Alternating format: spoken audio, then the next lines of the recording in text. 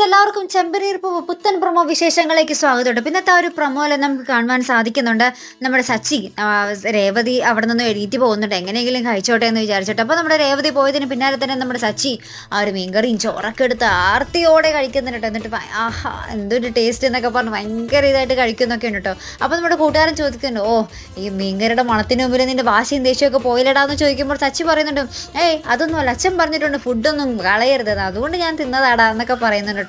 അതിനുശേഷം നമുക്ക് കാണുവാൻ സാധിക്കും നമ്മുടെ ഭാമ പറഞ്ഞല്ലോ ചന്ദ്രമതിയോട് ആ വർഷ ഭയങ്കര പണക്കാരിയാണ്. അപ്പോൾ അവളെ നമ്മുടെ ശ്രീകാന്തിനെയും വർഷയും വീട്ടിൽ കയറ്റാനുള്ള പല തന്ത്രങ്ങളും മെനയുമായിട്ട് നമ്മുടെ ചന്ദ്ര എന്നിട്ട് ഇവരോട് പറയുന്നുണ്ട്, ശ്രീകാന്ത് തെറ്റ് ചെയ്തു പോയി, അതിന് ഇവളും കൂട്ടുനിന്നതല്ല, ഇവളെ കയറ്റിയില്ല, അപ്പോൾ ശ്രീകാന്തിനെയും ഭാര്യയും കൂടി ഇങ്ങോട്ടേക്ക് കയറ്റിക്കൂടെ എന്നൊക്കെ ഇങ്ങനെ നമ്മുടെ ചന്ദ്ര പറയുന്നുണ്ട്. അപ്പോൾ തന്നെ നമ്മുടെ ശശി കൊട്ടക്കലിപ്പിൽ നിൽക്കുക കേട്ടോ.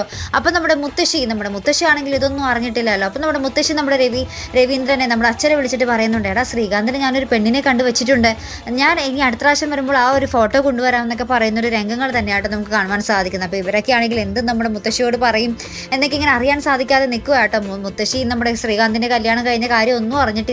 ഇപ്പോഴത്താണെങ്കിൽ നമ്മുടെ ചന്ദ്ര അവരെ ശ്രീകാന്തിനെയും വർഷം വീട്ടിൽ കയറ്റാനുള്ള പല തന്ത്രങ്ങളും ഉപയോഗിക്കുന്നുണ്ട്. പക്ഷെ സച്ചി ഭയങ്കര കട്ടക്കലിപ്പിൽ നമ്മുടെ ചന്ദ്രയെ നോക്കുന്നൊരു രംഗം കേട്ടോ കാണുവാൻ സാധിക്കുന്നത് ഇതൊക്കെ പറയുമ്പോൾ. അപ്പോൾ ഇതുപോലുള്ള പ്രൊമോ റിവ്യൂസിനും എപ്പിസോഡ് റിവ്യൂസിനും ഒക്കെ നിങ്ങൾ മറക്കാതെ ചാനൽ സബ്സ്ക്രൈബ് ചെയ്യുക. അടുത്തൊരു വീഡിയോയുമായി വരുന്നത് വരയ്ക്കും ഗുഡ് ബൈ.